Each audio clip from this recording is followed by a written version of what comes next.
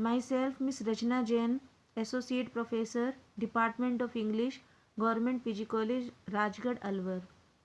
Today in this video lecture, I am going to explain you the poem The Lotus, composed by Toru Dutt, famous Indian poetess. This is my third video lecture on this topic. This poem is in the syllabus of BA Part 1st, English Literature, Paper 1st, Unit B.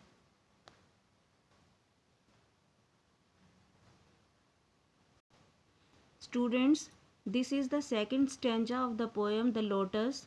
In the previous video lecture, I have explained you the first stanza of this poem. First of all, I read the lines. Bards of power had sung their claims. The rose can never tower like the pale lily with her Juno mane. But is the lily lovelier? Thus question flower fractions rang the strife in the Psyche's bower. Now I explain you the difficult words of the poem used in the text, and I explain you the simple words. Bards of power. Bards means poets. Of power means powerful or famous. Claims. Claims means arguments in their favor. Pale means whitish or yellowish in complexion. Tower means supreme appearance. Pale means yellowish or whitish in complexion. Juno mane means appearance like that of Juno, the wife of Jupiter. Flower fraction. Flower fractions means group among the flowers opposed to each other. Rang a strife means started a noisy quarrel.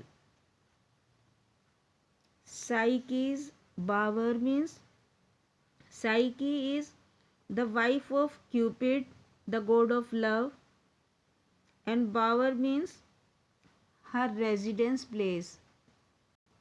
Now I tell you the reference with context of these lines. These lines have been taken from the poem The Lotus. The poem is a composition of Toru Dutt, a poetic genius. She was much interested in the songs and is a legend of India. The poetess says that the lotus flower contains the beauty of both the flowers, the rose and the lily.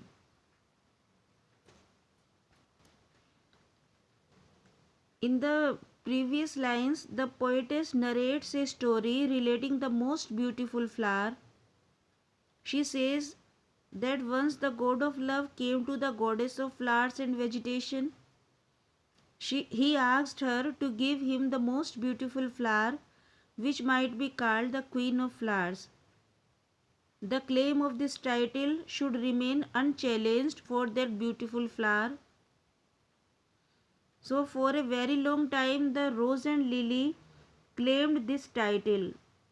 Both the flowers, the rose and lily, were the competitors for this title.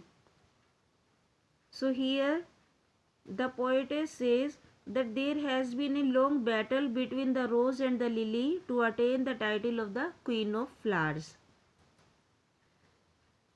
Explanation. Bards of power had sung their claims. In these lines, the poetess Toru Dutt says that so many powerful, famous and great poets had praised their favorite flower in their poems.